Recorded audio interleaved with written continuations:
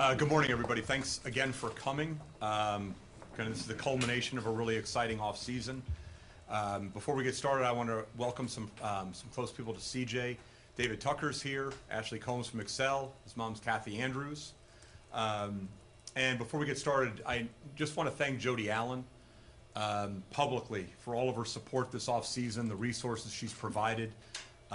She's largely responsible for what we've been able to accomplish this offseason in terms of building this roster to the point where we think we probably have the most competitive roster we've had in our 7-year tenure. So with that, like I said, our last piece of business this summer was timeline-wise, CJ wasn't eligible till July 27th, and immediately on July 27th we started talking about this, and nothing makes me happier than to be sitting here again making sure we lock CJ in for the next 5 years. So with that, we'll open it up to questions. So CJ, when he approaches you on July 27th, what's your, see that smile, what's your reaction to him? No, I was excited. I knew the date. Well, I didn't know it at first, and then Sam told me the date, and it just so happened to coincide with my kids' camp. We usually plan, 6 months to a year out for my camp, which started on Tuesday this year. So I just plan to come out on Friday like I normally do, about a few days before the camp starts. And I was excited about the opportunity to be able to extend my time here. Obviously, it's been a nice ride. It's been fun. I'd be remiss if I didn't thank Jody as well, for having faith and believing in me. If I didn't thank the late Mr. Allen for his vision, building a culture, building a winning program, and believing in me. And obviously thanking Neil for risking his life back in college and driving through that snowstorm and watching me play before I end up breaking my foot. And we always joke about it, but it's crazy how life has, kind of transpired from, re-breaking my foot my rookie year to now. CJ, you mentioned the culture. Your role in the culture as sort of a guardian of the culture. Do you feel that? Do you feel like you're one of the people responsible for maintaining that culture? I think it's collective. Obviously, I've been here, 6 years, going to 7 years, and I like to say that, even though I didn't impact as much my first couple of years, I've never not played in the playoffs. So I think that's a cool thing to kind of experience, and there's a lot of guys that don't get to play in the playoffs. But just seeing how we've evolved from my rookie year to now, seeing how Dame's evolved, seeing how the staff has kind of changed and what we've been able to accomplish, I think it's a testament to our front office, obviously our ownership, and how they, court certain players. A certain type of player fits in here, and I think that we've done a good job of implementing those guys. And obviously, 7, 8 new guys coming in, there's a reason why they're coming in, and I think they'll fit really well. CJ, with so many players around the league bouncing around right now, why not wait this out and test free agency? Maybe you could have made more money, maybe, like, you know what I mean? Why not join that crew? No, that's a good question. I think, looking at how I was raised, growing up in Canton, Ohio, the path I took going to Lehigh University, I didn't go to Kentucky, I didn't go to a Duke. I went to a place that was right for me, and a place that, I grew to love, and a place that grew to love me. I think the same thing goes for Portland. They gave me a chance, coming out of college. They love me, the city loves me, I love the organization, I love the city, and I think that it was the right fit for me. Exploring the market and doing those types of things, I don't think it was necessary for me and my lifestyle and the type of career I wanted to have. And I feel like, being able to lock in a long-term deal shows a mutual commitment, a mutual agreement to where I'm happy, they're happy, and we want to continue to build on what we've done. And I think that, based on what I've been able to accomplish and what I think we can accomplish in the future, it's a great decision. Neil, you talked about thanking Jody, and I'm sure she's anticipating this season. It's hard not to think about what Paul would be thinking after this summer. What do you think some of his thoughts and feelings would be? Paul had such a sense of history for our process to a certain degree. He never forgot a guy that we liked on our draft board.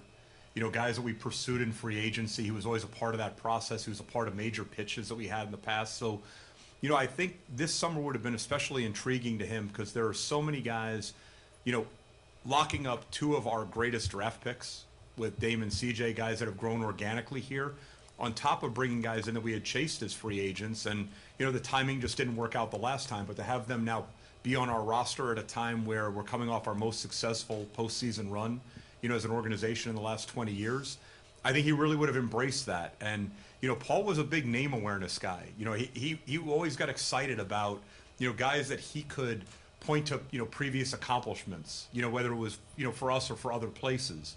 Because he really wasn't a fan of the NBA, and he liked the history of the league, and he watched games, and he watched draft footage, and, when we would go after free agents, he would watch tape on those guys and do research and do background stuff. And so I think this summer would be especially exciting for him because there's such a sense of history with the guys, Kent Bazemore and, Hassan, Mario, who we had pursued, and then, having a future Hall of Famer join us as the last roster spot in Pau, it's reminiscent of some of the things they had done in the past. I mean, you guys, Dwight was here for it. I mean, adding a Scottie Pippen later in his career or a Rod Strickland and, guys like that are legends in this league that it really excited Paul that they would wear a Trailblazer uniform. I mean, it just inspired him, and there would have been this cross-section this year of the youth with guys like Anthony and Nasir and Gary and Zach, along with, future Hall of Famers like Pau, and then, the two cornerstones of our franchise with Dame and CJ signing on long term. So this would have been, I don't know, he would have had the patience to wait until the third week of July to sign Pau for the last spot, or till July 27th to, to extend CJ. He would have been wondering why, at that same barbecue on July 1st or June 30th, I wasn't doing all of it at once.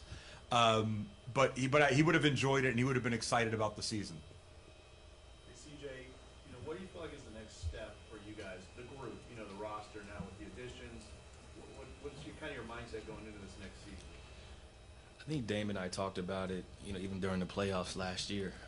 We had kind of set our eyes on, making it to the Western Conference Finals and being able to kind of extend our legacy. And I think the next step for us is understanding how we got there and understanding why we lost. And it all starts with us, figuring out ways to get better, figuring out ways to help our team, put the best product out there, and looking at how deep the West is now with Utah, all those teams getting better. The point of emphasis and the sense of urgency needs to start earlier because we can't afford to drop games. So I think the next step for us is obviously to try to get to the finals and try to win a championship. Looking at what we've been able to do this summer, obviously each year we've all improved individually and been able to bring it together collectively. I think that every year I've played in the NBA, anything short of a championship is a failed season because there's 29 teams that are losing and going home and trying to figure out how to get better. CJ, all the new players, how long do you expect it will take this group to sort of shake down and figure out how you want to play and all the things you need to do before you play a season? Yeah, I mean, I think it'll take some time, but based on the type of players that we're bringing in, they understand their role and they'll understand how they fit in on this team. And I think the way we play offensively and defensively, smart basketball players are able to pick up on that. And I think we have a bunch of heady guys who will understand, how to come in and run some of the sets we run, how to free flow in the offense, how to get to the help side. And when you bring in a shot blocker, as Neil joked, you can give them invitations to layup sometimes and know that you got help back there. But more so, starting in September, obviously you got preseason. We start, I think, October 8th against the Nuggets at home or at the place that we used to play at. That's when it'll really start, game-like action, being able to figure out rotations, and then Terry being able to figure out, who he likes to play in certain situations. And the biggest thing is to try to peak towards April. And if we can do those things and stay healthy, I like our chances. CJ, obviously this deal will potentially keep you here for another 5 years alongside Dame. He's talked a lot about his legacy here. Do you think about that and what your legacy might be being here so long? Yeah, definitely. I think, that's been a point of emphasis, throughout my life, not just in basketball, but legacy in general with my last name and what I want to leave behind to the next generation and how I want to be remembered. And I think it stems, beyond basketball, being able to do stuff in the community, being able to help empower kids that, grew up in similar situations as me and allow them to understand that you can make it, outside of your sport, but you also can make it in your sport and impact your communities, obviously do well within your sport. But I think based on what we've been able to accomplish going into year 7, obviously, 5 more years, there's a lot I can do on the court. There's a lot I plan on doing, and I think that we'll have a great legacy together and individually. CJ, you weren't always the biggest guy on the floor growing up as a basketball player. In fact, you were probably often the smallest guy on the floor. Is it fair? Did you ever visualize a moment like this in your life growing up? No. I envisioned playing the NBA. I didn't know how good I would be or to what extent it would last, but I always believed I could make it. I always believed that I would be in a position to provide for my family and inspire others. So I seen that vision. Did I see a quarter? A quarter? No, I'm not gonna lie to you. I didn't see it, but I think based on what I've been able to accomplish from a work ethic standpoint, from a time and sacrifice standpoint, I'm not surprised at what I've been able to do. But looking back, I thought I would make the NBA. I didn't know how I would make it or how long I would last, but I knew it was possible because I seen it done from Keith McLeod, from Costa, and I seen what it took for my brother to make it to Europe, and I knew I had to do a little bit more to get here. With the continuity that you and Dame have had and will have just playing together for so long, do you start to look at how you rank in the record books or how you match up, best backcourt and franchise history, stuff like that? I don't think about it until you bring it up. And then I start to look, and then I start to see, obviously I've watched and I've seen a lot of old Blazer footage and the type of impact, the greats that came before us have had. Obviously, Terry and Clyde have tremendous careers and were able to, 3, 4 conference finals appearances. I think they made it to the finals twice. So I think that the bar is just, win a championship. And if you can get a couple, get a couple. If you can get a few, get a few. And I think that's how you're remembered. Obviously, points and three-pointers and percentages is great, but, there's a reason why, most of the players from that 77 roster, their jerseys hang in the banners because of what they were able to accomplish, as a whole. So if we can do that, I think that'll be enough for us to, look back and say, we did everything we could to win a championship, and we did that. CJ, Dame has talked about Zach and Ant having big summers, and he expects a lot of them next season. What do you think their season can become next year? I think it can become whatever they want it to become. Honestly, they're going to be given ample opportunities, throughout the year. I think they both show flashes of brilliance. Obviously, one's a little bit younger than the other, but based on Zach's progressions, obviously defensively he's light years ahead of most players in the league, regardless of age, and offensively he's versatile and skilled, and I think it'll start to come together for him. And Anthony's going to get a lot of opportunities to play with Seth leaving, and I think based on his progressions, his work ethic, his unique ability to do a lot of things. He can shoot. He's explosive. He's athletic. He likes to learn. I think they're both going to help us. I don't know how much. I don't know obviously how the season's going to go. There's a lot of things that kind of factor into that, but they definitely have bright futures, and we're going to need both of them. What does having the continuity of your two guards mean for this organization? Is there a way to sum up what that does for you guys? I think you brought it up. In a summer where you see a lot of tandems have been created around the league, and in certain instances, guys leaving small markets for bigger markets, whether it's by trade or free agency, it presents challenges. And to have two guys, like Dame and CJ, be willing to sign on, in a small market, guys that clearly could have played their contracts out and had opportunities anywhere in the league. Teams would have been lining up for him in the summer of 2021, or, the same thing for Damian. That they were willing to commit to each other in the organization and the city is huge. And I think it sends a message, hopefully, that, when you draft players and develop players where their priority is basketball and their careers, you have the opportunity to create an environment that they want to stay in. There are certain things that none of us have the luxury of changing, about our marketplaces. And like I said, if superficiality is something that a player values over the basketball, then they're probably not right to be in our organization. And we've trended, he talked before about, first under Paul's leadership, now Jody's.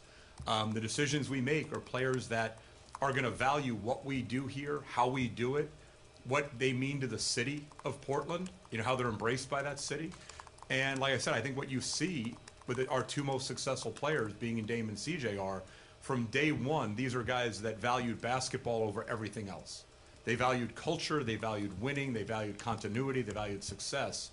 And that was what their guiding force was in making decisions short and long term. So having two guys like this in an era where player movement has become the norm, and I think we've almost become desensitized to it, and I think at some point there's going to be a backlash about it, and there is going to be frustration. And I think for us, this makes a great statement about what kind of people these guys are, not just basketball players. The basketball stuff's easy. You can quantify that, you can put a salary on production, but the kind of people that they are and what their value system is so consistent with this city and the kind of organization we want to have. It made it really a seamless transition. And I think when you go back historically, I've always talked about this. There is a benefit to having your two best players not be Kentucky, Duke, Carolina. That these guys are from Weber State and Lehigh. They had to earn it. You know, they didn't have people beating down their doors and with bags of cash when they were sophomores in high school. They went to college to go to college on scholarships, and that was admirable, and that was an accomplishment. And then they blew up, and they were 4-year guys in college, and there were question marks about both before the draft. And you know, everything that, you know, they just keep answering at every step of the way.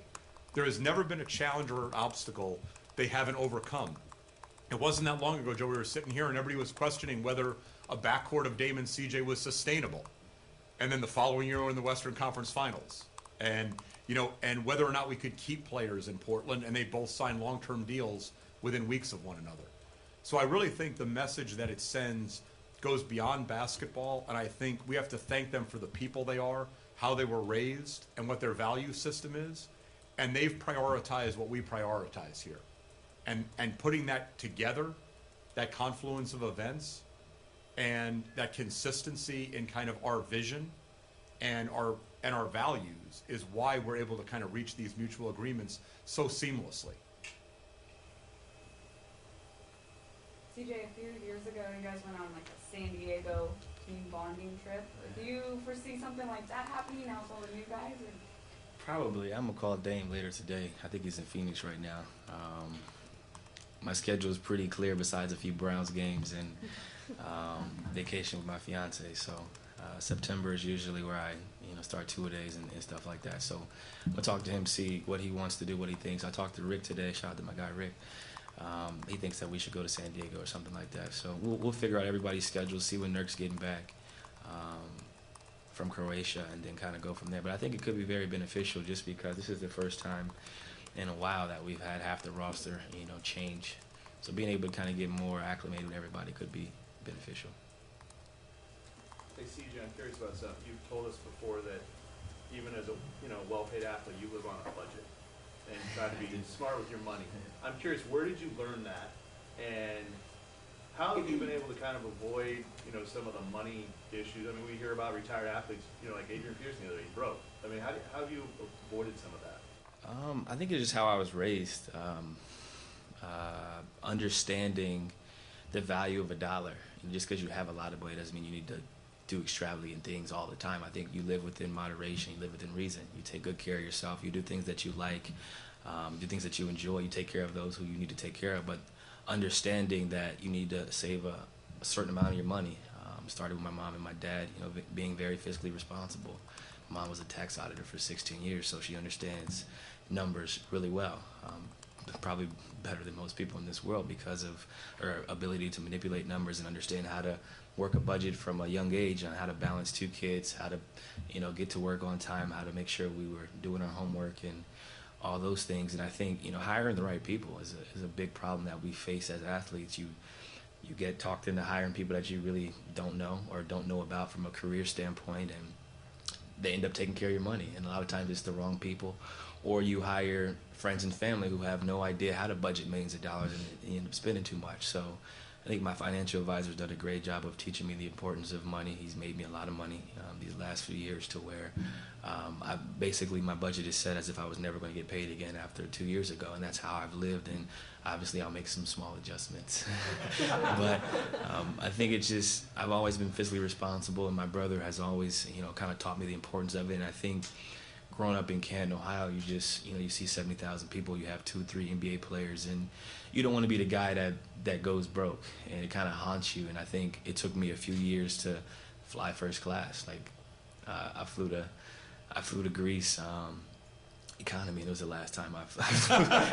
I was like, all right, this is it. I had talked to Giannis about it, and Giannis was flying the Greece economy too, and I was like, bro, we gotta stop. Like, we gotta first class. And I think that's kind of how it's progressed to where I take great care of myself. I buy nice suits, but I'm also smart about how I live. When was that, when you last flew economy? Well, actually, I flew economy when the season ended because there was no seats left, and I was in a hurry to get out of here. I flew exit row, and I tweeted about how it was there's a misunderstanding. I tried to use the first class bathroom, and the guy stood in front of the door, and he was like, "Sir, this is for first class passengers only. And the line at the back of the plane was crazy. I waited about 15 minutes, and I was like, all right, I can't do this anymore because I almost peed myself. And that was the last time I flew economy. CJ, Neil talked a lot about like the personality and being a good person off the court, and you just wrapped up like your camp this weekend, had a media availability yesterday, and a lot of those kids are there at that camp every single year. So now that you're locked in, you're going to be here even longer. What does it mean that you get to continue to build that community off the court? No, I think that's important. That's something that I've always pinpointed as a kid. You know, looking at how I went to Eric Snow's camp when I was a kid, and being able to bring back players is something I want to do in the future. Guys I'm friends with from other teams. I remember when Allen Iverson came to East Snow's camp, and AI was my favorite player. So being able to do stuff like that, I think it impacts the kids, and obviously the Dream Centers, the Press Pass. All those things are great ways to show young leaders, you know, what it's like to do certain career fields they may not normally be able to see. So I'm really looking forward to it. Obviously, there's a lot of stuff we have in the works, and we'll continue to build on it. Be getting married and starting a family. So that's a lot of stuff that I look forward to doing here in Portland. When's the wedding? September 5, 2020. Yeah. 2020. 2020. 2020, yeah. My fiance couldn't be here. She's very upset that she couldn't make it. So it's all right, baby.